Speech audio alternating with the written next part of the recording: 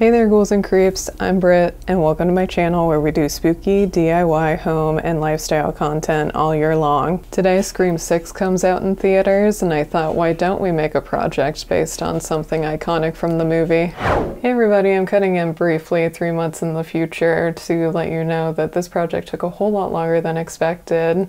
And for that reason, I started keeping a time log of how long this project was taking me to make, which ended up being somewhere around 80 hours in total. So for that reason, this project got bumped a few times, and that's why it didn't come out closer to the theater release date of Scream 6. Let's get back to past Brit. Now truthfully, I haven't done a latch hooking project in a while. In fact, my last memory of doing latch hooking was one of those pillow front kits where they print the design directly on the canvas. And I don't think I finished it because I was 10 and impatient. But anyways, today I'll be taking on the challenge of creating my own custom latch hook design and then translating that to my latch hook canvas, which I promise to finish this time. Let's get started.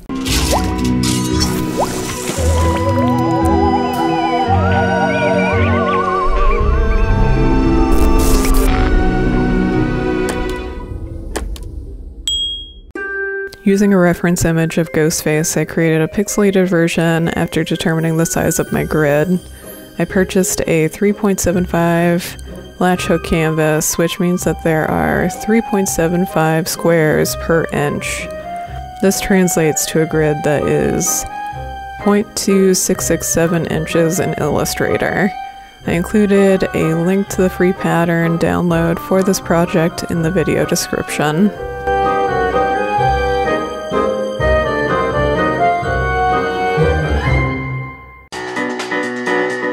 To cut my yarn to the proper length, I made cardboard rectangles with one side measuring 3 5/8 inches. This will produce 2 yarn strands at about 3 1/4 inches for each wrap.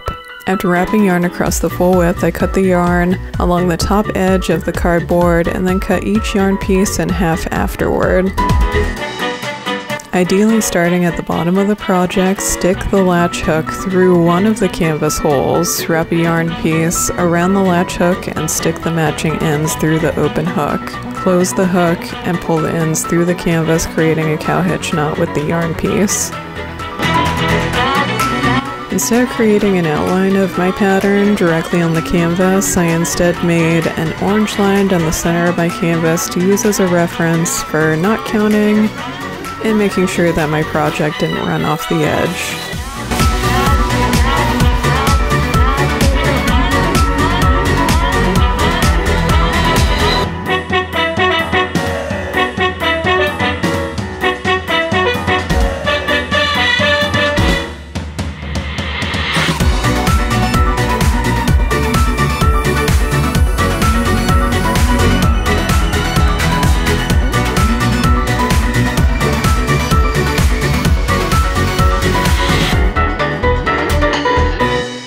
So I'm picking this back up more than a week later, just because last weekend when I was working on this right here is 12-ish hours worth of work.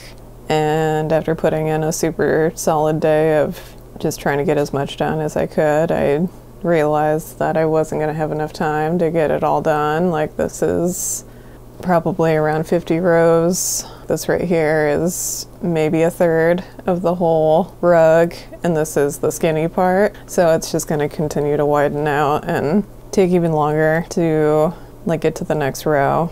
I switched gears and went with a different project for this last video, but yeah, now we're back at it. We're picking it back up.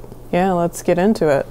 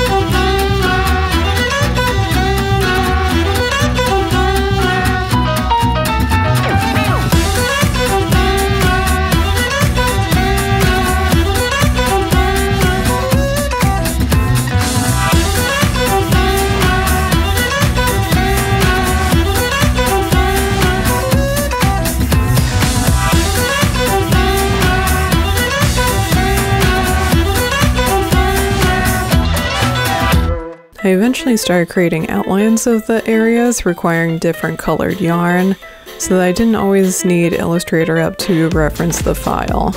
This way, it was more like paint by numbers, where I just had to go and fill in the voids.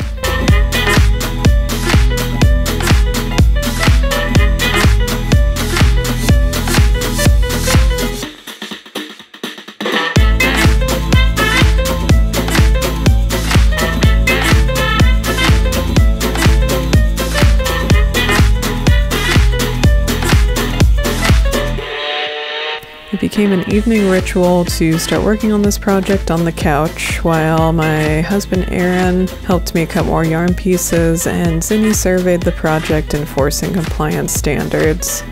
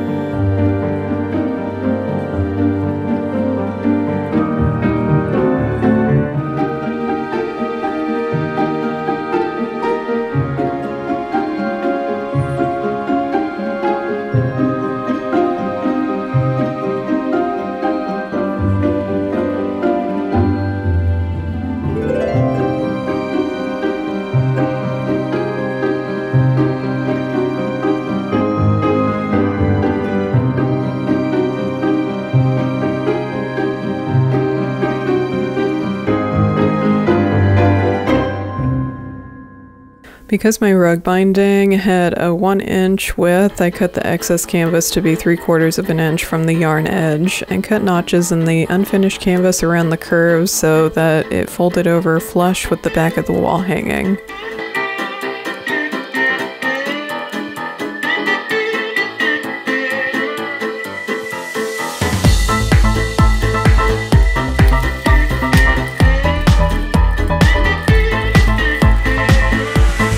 I had every intention of making this a rug, and then I remembered that I have cats, so I instead opted to make this a wall hanging.